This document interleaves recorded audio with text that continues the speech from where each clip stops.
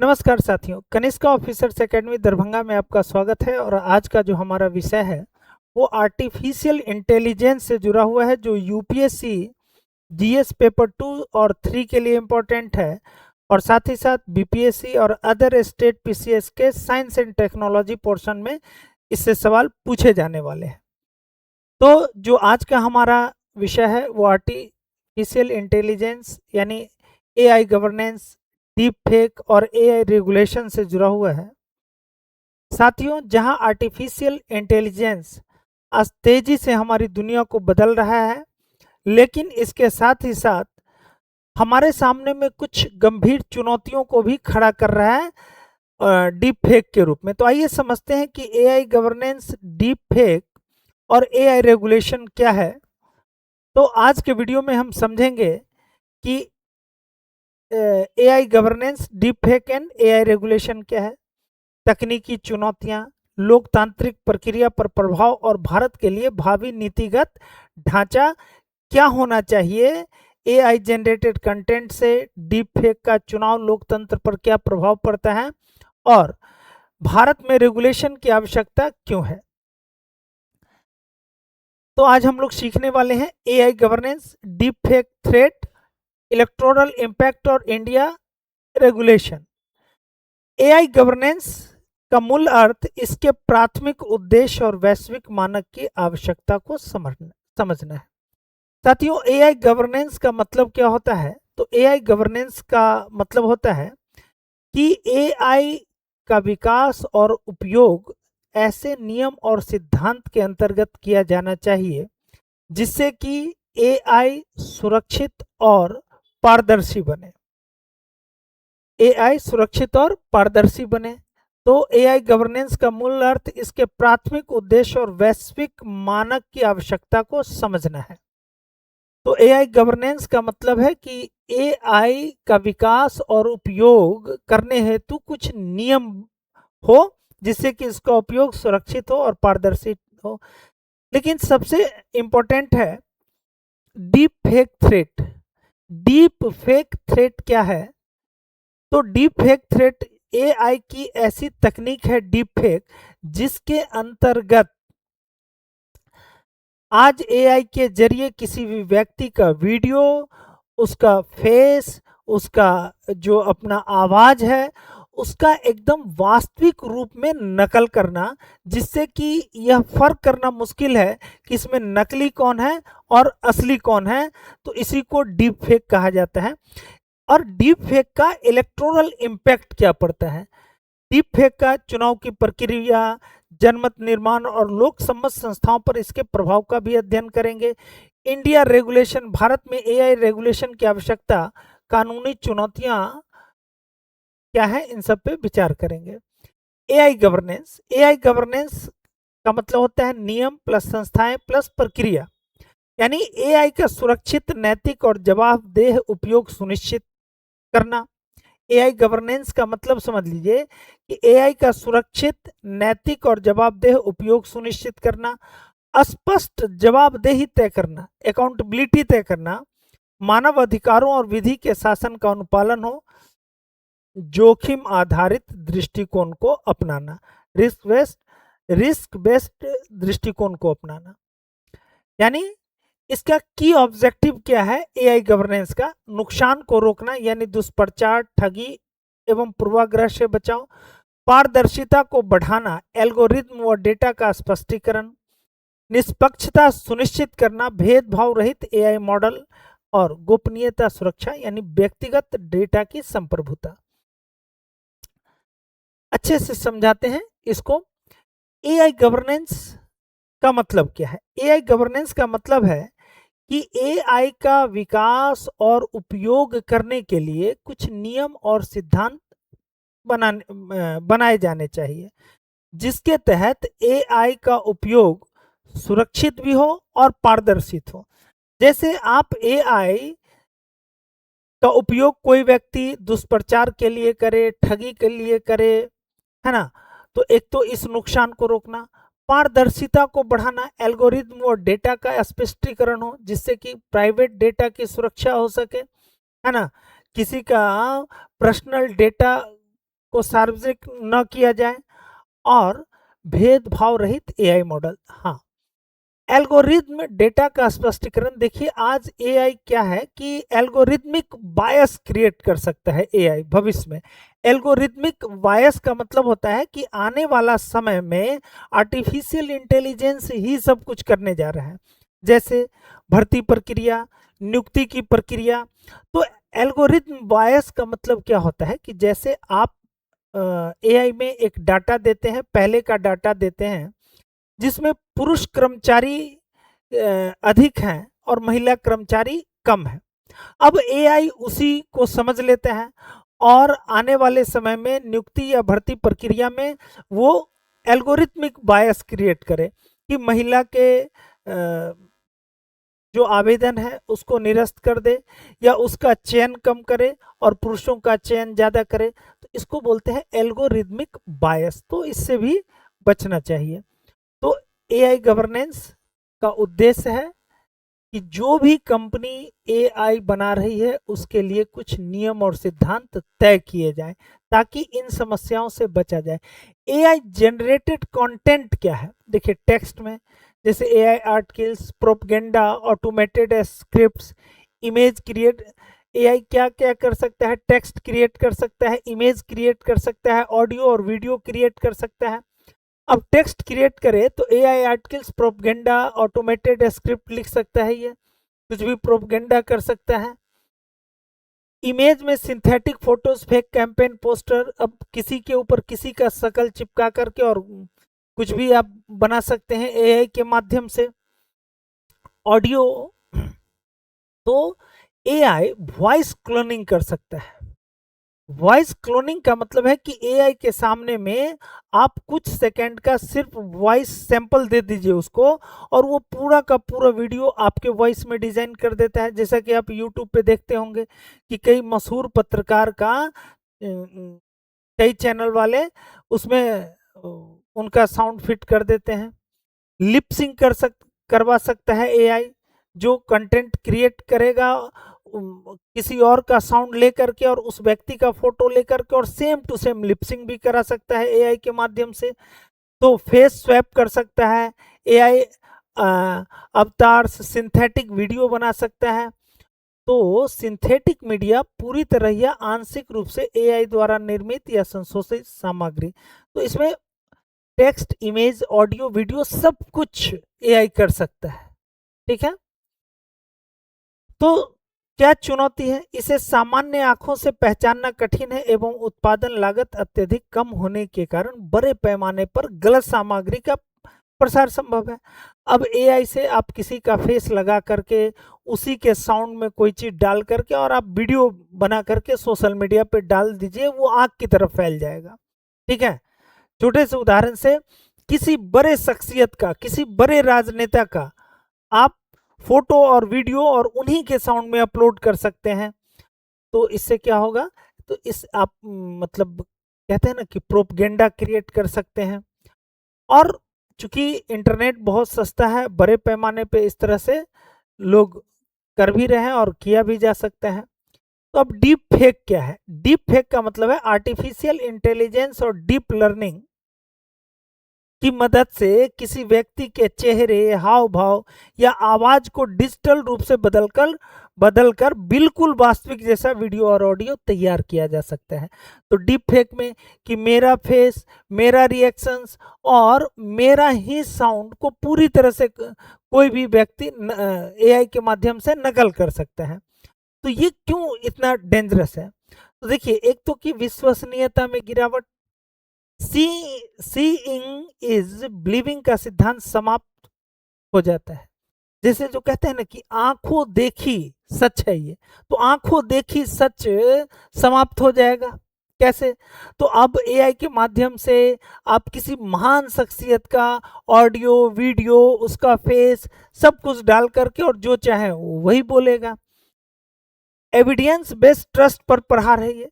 अब देखिए, डिजिटल साक्ष्यों की प्रामाणिकता पर अब संदेह। जैसे कोर्ट में आप कोई रिकॉर्डिंग या कोई फोटो देते थे तो वो प्रमाणिक माना जाता था, लेकिन अब तो डिजिटल साक्ष्यों की प्रामाणिकता ही संदिग्ध हो जाएगी। बोलेगा एआई जनरेटेड हो सकता है। अस्थिरता का खतरा, सामाजिक समरसता और राजनीतिक स्थिरता को इससे गंभीर चोट पहुंच सकता है। इससे डीप फेक के जरिए डीप फेक के जरिए डीप फेक के जरिए किसी व्यक्ति को किसी रूप में प्रस्तुत किया जा सकता है, उससे किसी ऐसी वीडियो बना दे जिससे कि किसी की भावनाएं आहत हो जाए। ठीक है, तो इससे क्या हो सकता है, अस्थिरता, सामाजिक समरसता बिगड़ सकता है, राजनीतिक अस्थिरता आ सकती है। डीप फेक के प्रमुख क्या प्रकार क्या है, तो फेस स्वैप कर सकता है, यानी एक व्यक्ति किसी व्यक्ति के चेहरे पर, है ना, किसी दूसरे व्यक्ति का फेस जो है वो इम्प्लांट कर सकता है, ट्रांसप्लांट कर सकता है, वॉइस क्लोनिंग कर सकता है। कुछ सेकंड के ऑडियो सैंपल दे दीजिए एआई को, वो पूरा का पूरा वीडियो का सेम टू सेम उस व्यक्ति के साउंड में उसको बना सकता है। लिप सिंक मैनिपुलेशन, यहाँ तक कि एआई के माध्यम से किसी व्यक्ति का हूबहू हमशक्ल बना दीजिए डिजिटल मीडिया पे, उसी का साउंड भी डाल सकते हैं और वो जो बोल रहा होगा उसका लिपसिंग भी सेम टू सेम होगा, जिसको कि हम लिपसिंग मैनिपुलेशन कहते हैं। और रियल टू सिंथेटिक हाइब्रिड, अब वास्तविक फुटेज के बीच में मान लीजिए कि कोई रियल घटना का फुटेज है, ठीक है, और उसमें आप थोड़ा सा कुछ एआई जनरेटेड वीडियो डाल दीजिए, तो बहुत मुश्किल हो जाएगा पकड़ना। पूरा वीडियो सही है लेकिन बीच बीच में आप एआई से कुछ ऐसा कंटेंट क्रिएट करके डाल दीजिए जिससे कि पूरे घटनाक्रम का अर्थ और मायने ही बदल जाए। तो ये सब आने वाले समय में ये सब चैलेंजेस हैं। डीप फेक का चुनाव और लोकतंत्र पर प्रभाव क्या हो सकता है, तो misinformation and disinformation, मतदान के ठीक पहले फर्जी भाषण, रैलियां और मनगढ़ंत बयान फैलाया जा सकता है। किसी नेता का वीडियो बना करके ऑडियो उसी का हो, उसी का फेस हो, है ना, तो एआई के जरिए क्या किया जा सकता है, मिस इन्फॉर्मेशन और डिस इन्फॉर्मेशन फैलाया जा सकता है। मैनिपुलेशन और पब्लिक ओपिनियन, अब क्या होगा कि टारगेटेड मैसेजिंग के जरिए मतदाताओं के निर्णय और वोटिंग व्यवहार को बदला जा सकता है। डिफेमेशन एंड कैरेक्टर एसेसिनेशन, विरोधी प्रत्याशियों की छवि बिगाड़ने के लिए अनैतिक और फर्जी वीडियो जारी किया जा सकता है। वोटर सप्रेशन, गलत सूचना देकर विशिष्ट वर्गों को मतदान करने से डराना या भ्रमित करना, ये सब डीप फेक का प्रभाव है लोकतंत्र पर। ट्रस्ट इरोजन, नागरिक वास्तविक मीडिया पर भी भरोसा करना बंद कर देते हैं जिससे लोकतांत्रिक संवाद कमजोर हो जाता है। अब डीप फेक के माध्यम से एआई जनरेटेड इस तरह का वीडियो, ऑडियो, ठीक है, फोटोज क्रिएट किया जा सकता है जिससे कि misinformation, disinformation, defamation and character assassination हो सकता है। ठीक है, किसी व्यक्ति का छवि बिगाड़ा जा सकता है। वोट के समय कुछ ऐसा ऑडियो क्लिप, वीडियो क्लिप विरोधी नेता के जरिए जारी कर दिया जाए जिससे कि किसी भी नेता का छवि खराब हो जाए। और वैसे भी अब चुनाव में डीप फेक अधिकतर असरदार क्यों हो रहा है सो देख लीजिए। एक तो कि कोई फर्जी वीडियो चला दिया जाए और उसकी विश्वसनीयता की जांच नहीं की जाती है। क्यों? क्योंकि टाइम क्रंच है, समय की कमी है। चुनाव प्रचार के अंतिम क्षणों में फैक्ट चेकिंग की गति धीमी साबित होती है। उसके बाद वायरल वेलोसिटी, आज कोई भी चीज सोशल मीडिया पर तेजी से वायरल होता है। अब एक व्यक्ति के छवि को धूमिल करने के लिए सोशल मीडिया पर मतलब इतना तेजी से कंटेंट वायरल होता है, अब कितने को सफाई दे वो व्यक्ति। भावनात्मक सामग्री, इमोशनल ट्रिगर, लोग तर्क के बजाय भावनाओं में बहकर तुरंत प्रतिक्रिया देते हैं। और कंफर्मेशन बायस, अपने राजनीतिक विचारधारा के अनुकूल फर्जी दावों पर लोग बिना जांच के विश्वास कर लेते हैं। तो क्या है ना कि डीप फेक आज असरदार इसलिए है, यदि कोई वीडियो सोशल मीडिया पे अपलोड किया जाता है तो लोग में समय की कमी है, वो तो स्क्रॉल करते चलते हैं, जो देख लिए उसको मान लेते हैं जल्दी से। इसके बाद वायरल वेलोसिटी, अच्छा जो इस तरह का वीडियो होता है वो बहुत तेजी से वायरल होता है। किसी महान शख्सियत का एक कहते हैं ना कि निगेटिव रोल में विलन जैसा यदि आप उनको प्रसारित कर रहे हैं तो वो सोशल मीडिया पर तेजी से वायरल होता है। इमोशनल ट्रिगर होता है कि लोग तुरंत भावनात्मक रूप से सोचने समझने लगते हैं, तो इसका प्रभाव लोकतंत्र पर पड़ता है। इससे मतदान, जो मतदाता है, ठीक है, वो प्रभावित होता है और वो इस वीडियो से प्रभावित होकर के अपना मतदान कर सकता है, अपना पक्ष बदल सकता है। तो ये सभी समस्याएं लोकतंत्र के कारण, लोकतंत्र में डीप फेक के कारण आ सकता है। इंस्टीट्यूशंस अंडर स्ट्रेस, चुनाव आयोग रियल टाइम डिजिटल कंटेंट निगरानी और निष्पक्ष चुनाव कराने की अभूतपूर्व चुनौती है। अब इलेक्शन कमीशन ऑफ इंडिया के सामने में भी ये चैलेंजेस हैं डीप फेक से बचने की। न्यायालय व मीडिया फेक कंटेंट के सत्यापन का अत्यधिक बोझ है। अब देख लीजिए, अब मान लीजिए कि अब कोई रियल वीडियो भी देता है तो अब न्यायालय भरोसा नहीं करेगा। अब वो क्या करेगा कि नहीं, ये हो सकता है ये फेक कंटेंट हो, तो पहले उस वीडियो की जांच करिए, तो न्याय में की प्रक्रिया भी लंबी हो जाएगी। Enforcement and social complexities, forensic complexities, cyber जांच एजेंसियों के पास डीप फेक पहचान तकनीक और विशेषज्ञता की कमी है। यानी जिससे कि जो कहते हैं ना कि फॉरेंसिक कॉम्प्लेक्सिटी है, कि जो फेक वीडियो है, फेक ऑडियो है, डीप फेक का पहचान करने का जो तकनीक है अभी उसकी कमी है। नागरिक भरोसा, संस्थाओं द्वारा जारी आधिकारिक सूचनाओं पर भी जनता का संदेह है। अब ऐसा हो गया है कि जो सही वीडियो होता है लोग उसको भी कहते हैं अरे ये आर्टिफिशियल एआई से बनाया हुआ वीडियो है। तो बहुत कंफ्यूजन है, बहुत कंफ्यूजन है। एआई गवर्नेंस और भारत के संदर्भ में देखिए, भारत जो है विशाल जनसंख्या व भाषाई विविधता है। बहुभाषी डीपफेक से ग्रामीण गैर साक्षर आबादी को भ्रमित करना आसान है। तो एक तो कि भारत में जो विविधता है वो बहुत ज़्यादा है, भाषाई विविधता है, सांस्कृतिक विविधता में देख लीजिए कि खान पान, रहन सहन में बहुत सारी विविधता है। भारत में अलग अलग जाति के लोग, अलग अलग धर्म समुदाय के लोग, अलग अलग भाषा के लोग, अलग अलग परंपरा को मानने वाले लोग हैं। तो यहाँ पर डीप फेक के जरिए किसी कंटेंट को इस तरह से डिजाइन किया जा सकता है कि वो आपस में तनाव की स्थिति उत्पन्न हो सकती है। तो विशाल जनसंख्या का भाषाई विविधता और खास करके जो ग्रामीण क्षेत्र में जो गैर साक्षर लोग हैं, जिनको आर्टिफिशियल इंटेलिजेंस के बारे में कुछ पता नहीं है, वो लोग इस वीडियो को देख करके तुरंत भ्रमित हो सकते हैं।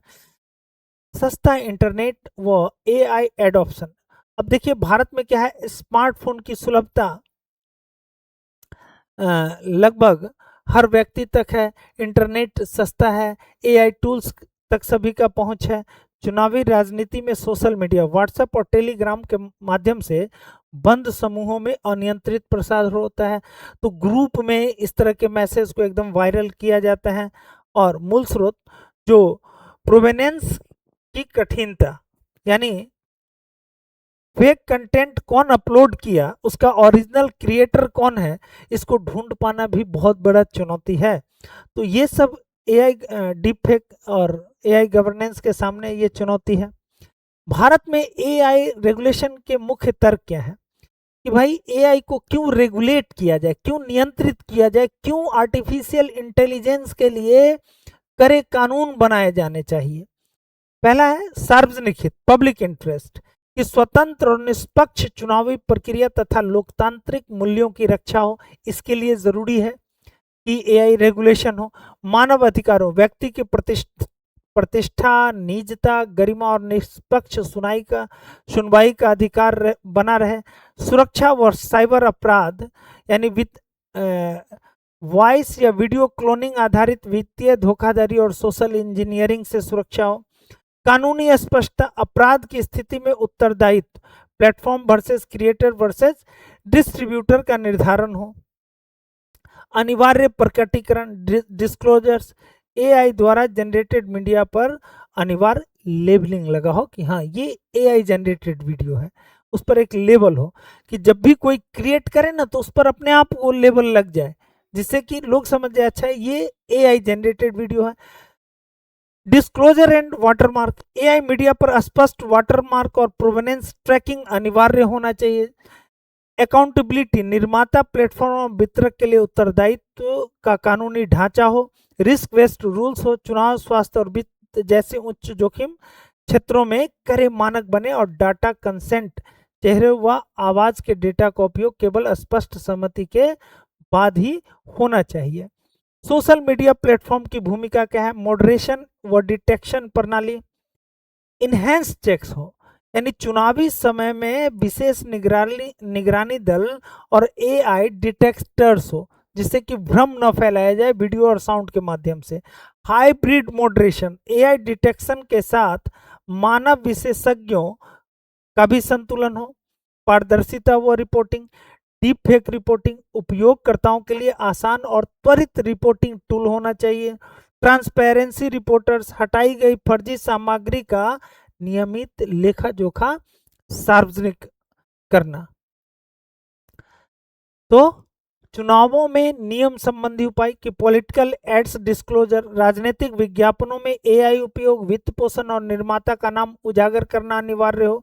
टाइम बाउंड टेक डाउन हो कि चुनावी समय में यदि डीप फेक का शिकायत मिले तो 2 से 6 घंटे के अंदर उस वीडियो को हटाना, कंटेंट को हटाना। फॉरेंसिक स्ट्रेंथनिंग, निर्वाचन आयोग और पुलिस प्रशासन हेतु फॉरेंसिक जांच क्षमता विकसित करना, जिससे कि इस तरह के भ्रम और वीडियो फैलाने वाले के ऊपर कार्रवाई हो।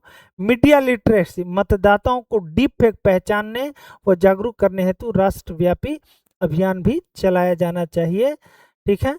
नियमन का लक्ष्य गवर्नेंस का कि समाज को नुकसान से बचाना और अत्यधिक सेंसरशिप से भी बचाओ कि अभिव्यक्ति की स्वतंत्रता पर भी प्रहार न हो। तो ये एआई गवर्नेंस वर्सेस सेंसरशिप का ये एक संतुलन है। अब देख लीजिए मॉडल उत्तर संरचना, डीप फेक, जैसे आप परीक्षा के लिए आप देख सकते हैं कि से इंट्रोडक्शन, डीप फेक की परिभाषा तैयार कर लीजिए, इसकी प्रासंगिक क्या है, हालिया में इसके कुछ उदाहरण के सहित आप इसको तैयार कर लीजिए।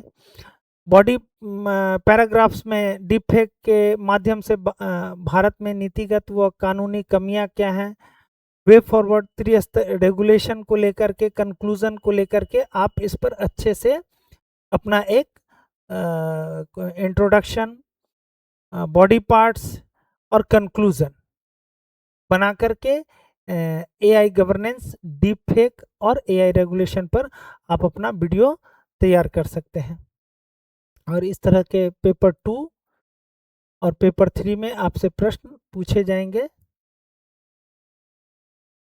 तो एआई के बारे में कुछ क्वेश्चंस भी हैं, देख सकते हैं आप कि क्वेश्चन है कि डीप फेक तकनीक किस प्रकार चुनावी लोकतंत्र की शुचिता को प्रभावित करती है, इसे रोकने हेतु प्रभावी नीतिगत उपाय सुझाइए।